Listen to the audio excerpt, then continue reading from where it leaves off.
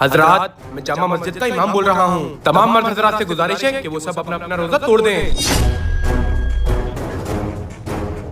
अरे ये इमाम साहब क्या कह रहे हैं? इनका दिमाग खराब हो गया है क्या?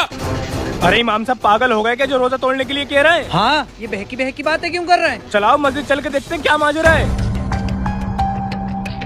तू दुकान संभाल, मैं इमाम साहब से बात करके आता हूँ।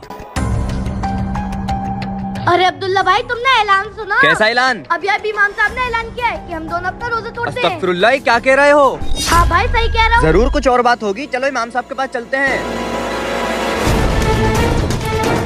इमाम साहब, इमाम साहब, किधर है इमाम साहब? ये क्या ऐलान किया है इन्होंने? अरे अंदर चलकर देखो, अंदर होंगे वो।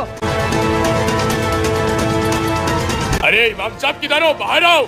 अरे मुझे तो लगता है इमाम साहब यहाँ से डरकर भाग गए हैं। यहाँ से तो वो भाग गए, लेकिन अपने घर से नहीं भाग सकते। ऐसा करते हैं, उनके घर चल के उनको पकड़ते हैं। हाँ सही कहा, चलो।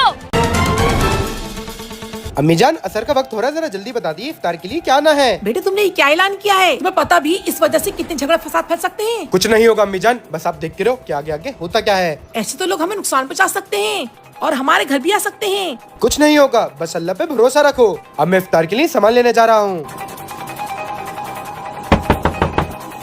जी बताइए। इमाम साहब को बाहर भेजो, उनसे जरूरी बात करनी है। लेकिन वो बाजार इफ्तारी लेने गए हैं।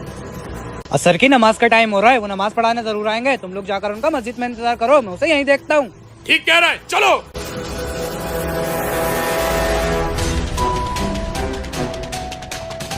अरे वो देखो, इमाम साहब आ गए। जी बताइए क्या मसला है। इमाम साहब आपकी इतनी जरूरत, आपने हमसे इतना बड़ा गुनाह करने को बोला है?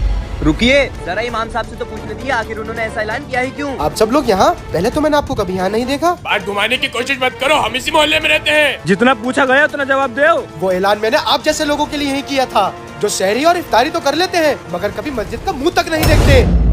रोजे का ये मतलब नहीं कि पूरे दिन भूखे प्यासे रहो, रोजे के साथ साथ बाकी फराइजों को भी अंजाम देना होता है। मैंने ये ऐलान इसलिए किया ताकि मैं आप लोगों की तवज्जो हासिल कर सकूं और आपको मस्जिद में बुला सकूं, क्योंकि मेरे पास इसके अलावा कोई हल नहीं था। रोजे का मतलब भूखा प्यासा रहना नहीं है, बल्कि रोजे का मतलब है कि अपने रब के आगे झुकना और उसकी इबादत करना। अगर हम रोजे रखकर भी गलत काम कर रहे हैं, नमाजें अदा नहीं कर रहे हैं, तो अल्लाह को हमारे ऐसे रोजों की कोई जरूरत नहीं है। इसलिए मेरे भाइयों, इस मुबारक महीने में ज्यादा से ज्यादा अपनी बख्शिश कराने की कोशिश करें। क्या पता अगले साल हमें ये मुबारक महीना नसीब हो या ना हो। इमाम साहब, हम अपनी गलती पे शर्मिंदा है। आज से हम रोजे के साथ साथ 5 वक्त की नमाज भी अदा किया करेंगे। अरे अजाने हो गई, खुतबा शुरू होने वाला है, जल्दी से सब चलकर जुमे की नमाज पढ़ लो। असर की अजाने हो गई, पहले सब चलकर नमाज पढ़ लो। ठीक है उस्ताद, आप सब लोग पढ़कर आओ नमाज, मैं सिर्फ जुम्मे की नमाज पढ़ता हूँ। ठीक है, फिर आज तुम्हारी छुट्टी हो गई, तुम घर चले जाओ। उस्ताद अस्सलाम वालेकुम। वालेकुम अस्सलाम, आज काम नहीं है, तुम घर जाओ। लेकिन उस्ताद सब लोग तो कर रहे हैं काम, आप मुझे ही क्यों मना कर रहे हो? कहा ना तुमसे छुट्टी है तुम्हारी आज, जाओ यहाँ से। रुको, छुट्टी है तुम्हारी आज भी, जाओ। उस्ताद, अरे तुम फिर आ गए, आज भी तुम्हारी छुट्टी है, जाओ। अरे उस्ताद क्या हो गया आपको? अगर हफ्ते में एक दिन काम करूँगा तो मेरे घर का खर्चा कैसे चलेगा? जब हफ्ते में एक दिन काम करके तुम्हारे घर का गुजारा नहीं हो सकता, तो फिर हफ्ते में एक दिन जुमे की नमाज पढ़कर तुम्हारी आखिरत का गुजारा कैसे हो जाएगा? और याद रखना, कयामत के रोज अल्लाह सिर्फ जुमे की नमाज का नहीं बल्कि हर नमाज का हिसाब लेगा। उस्ताद, आज से मैं 5 वक्त की नमाज पढ़ूंगा।